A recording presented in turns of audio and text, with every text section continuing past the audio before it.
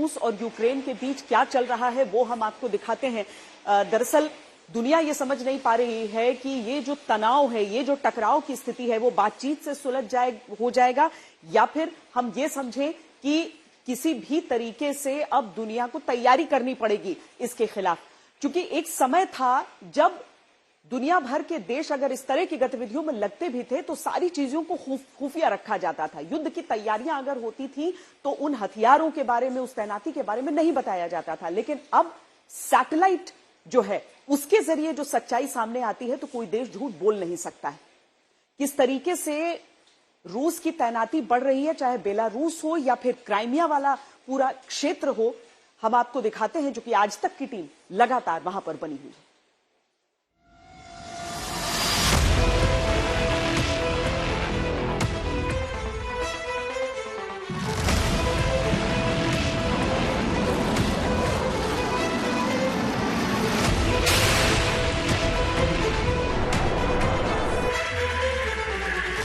सीमाओं पर सेना तैनात करनी थी, रूस ने की।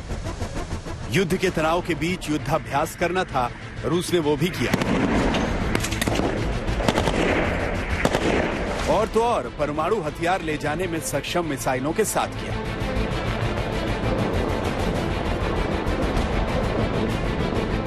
यूक्रेन और उसके साथ खड़े देशों की मंशा क्या है, ये दुनिया भर के नेताओं के बयानों से पता चलता है। लेकिन रूस की मंशा क्या है, इसका खुलासा अब हो गया। यूक्रेन और रूस के तनाव के बीच आज तक की टीम तनाव भरी सीमा के बिल्कुल पास पहुंच गई। यूक्रेन और रूस की सीमा से मात्र 25 किलोमीटर दूर बसे यूक्रेन के दूसरे सबसे बड़े शहर खार्किव की स्थिति क्या है, ये हमने जाना।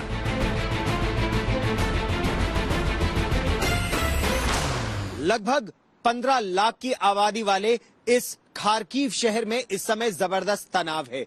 ये रूस की सीमा से पहली बात महज 25 मील दूर है।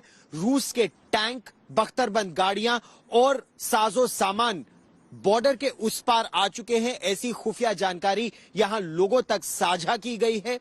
और ये यूक्रेन का दूसरा सबसे बड़ा शहर भी है, एक महत्वपूर्ण मिलिट्री इंडस्ट्रियल कॉम्प्लेक्स है। यहाँ टैंक बनते हैं, बख्तरबंद गाड़ियां बनती है।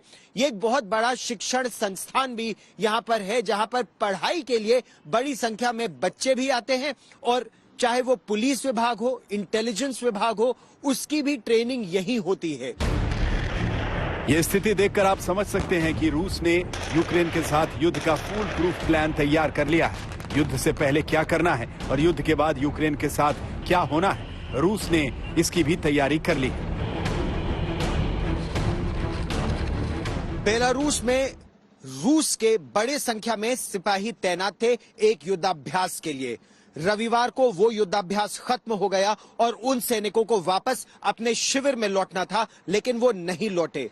अब यह कहा जा रहा है कि यूक्रेन के साथ तनाव के चलते वो सैनिक और समय के लिए वहीं तैनात रहेंगे। और इससे अंदाजा लगाया जा सकता है कि पूरे यूक्रेन रूस सीमा पर रूस का सैन्य जमावड़ा कितना बढ़ गया है। चाहे वो क्रीमिया के इलाके से शुरू करे या बेलारूस तक जाए, अमेरिका के एक आकलन के मुताबिक 1,90,000 के आसपास रूसी सैनिक इस समय यूक्रेन की सीमा पर तैनात है और यूक्रेन पर खतरा लगातार बढ़ता जा रहा है। हम आपको रूस की सैन्य रणनीति की कुछ तस्वीरें दिखाएंगे जो सैटेलाइट से ली गई हैं। इन्हीं तस्वीरों को देखकर दुनिया को रूस के प्लान का पता चला है। कल जारी हुई इन तस्वीरों से कई बातें साफ हैं। जैसा तस्वीरों में नजर आता है कि सीमा पर बसे सोलोटी गांव में रूस के सैनिक तैनात हैं। 13 फरवरी को जो सैटेलाइट तस्वीरें आई थी उसमें सैनिकों की मौजूदगी ज्यादा थी, लेकिन 20 फरवरी की तस्वीरों में कम संख्या में सैन्य बल नजर आ रहा है। हालांकि कुछ दूसरी तस्वीरों में स्थिति अलग है। जैसे इस तस्वीर में मोटर राइफल बटालियन की मौजूदगी नजर आती है। यूक्रेन सीमा से 35 किलोमीटर दूर ये तैनाती है। इस पूरी बटालियन की मूवमेंट सोलोटी के पास नजर आ रही है। बख्तरबंद गाड़ियों की बटालियन की मूवमेंट भी सैटेलाइट तस्वीरों में दिखती है। ये ल्यूकी शहर का बाहरी इलाका है जो यूक्रेन से 15 किलोमीटर उत्तर में है। इस तस्वीर में रूस के सैन्य हथियार नजर आ रहे हैं। 20 फरवरी को सामने आई तस्वीरों में हेलीकॉप्टर की मौजूदगी भी दिखाई दी गई। इस एक और तस्वीर में रूसी सेना का पूरा दल पेड़ों के पास नजर आता है।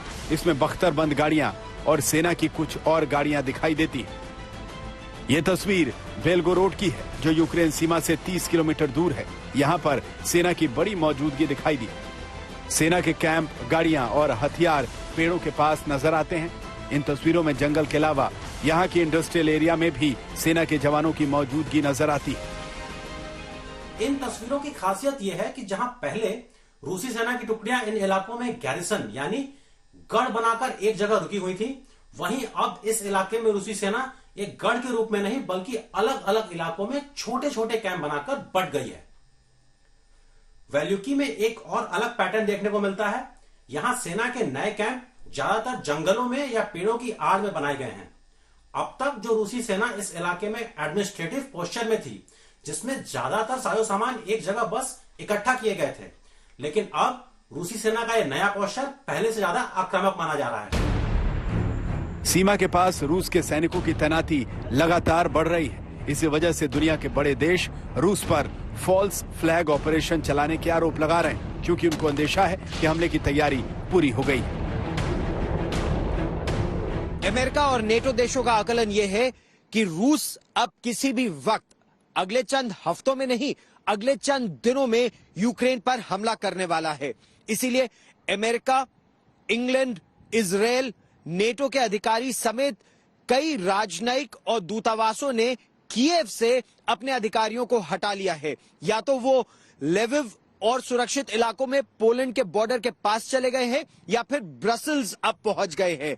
भारत ने भी यूक्रेन में पढ़ रहे भारतीय छात्र छात्राओं से कुछ समय के लिए सुरक्षित भारत लौट आने के लिए कहा है और इसके लिए 22, 24 और 26 फरवरी को एयर इंडिया विशेष विमान उड़ा रहा है। जरूरत पड़ने पर चार्टर्ड फ्लाइट्स और एयर ब्रिज की स्थापना भी की जाएगी। रूस ने केवल हमले की ही नहीं, बल्कि हमले के बाद यूक्रेन के साथ क्या सुलूक किया जाना है, इसकी भी प्लानिंग कर ली है। अमेरिका ने संयुक्त राष्ट्र मानवाधिकार प्रमुख को एक पत्र भेजा है। इस पत्र में दावा किया गया है कि यूक्रेन पर हमला करने के बाद, उसके कई शहरों पर कब्जा करने के बाद टारगेट किलिंग की जाएंगी। रूस कुछ खास लोगों को निशाना बनाएगा। इससे पहले नाटो ने भी यह आशंका जाहिर की थी। पत्र में यह दावा भी किया गया कि रूस की सेना शांतिपूर्ण विरोध को खत्म करने के लिए घातक तरीके अपनाएगी और रूस की अगुवाई वाली सरकार नाखुश लोगों, धार्मिक और जातीय अल्पसंख्यकों को निशाना बना सकती है। यूक्रेन के खार्किव से गौरव सामंत और दिल्ली से अंकित कुमार के साथ आज तक ब्यूरो।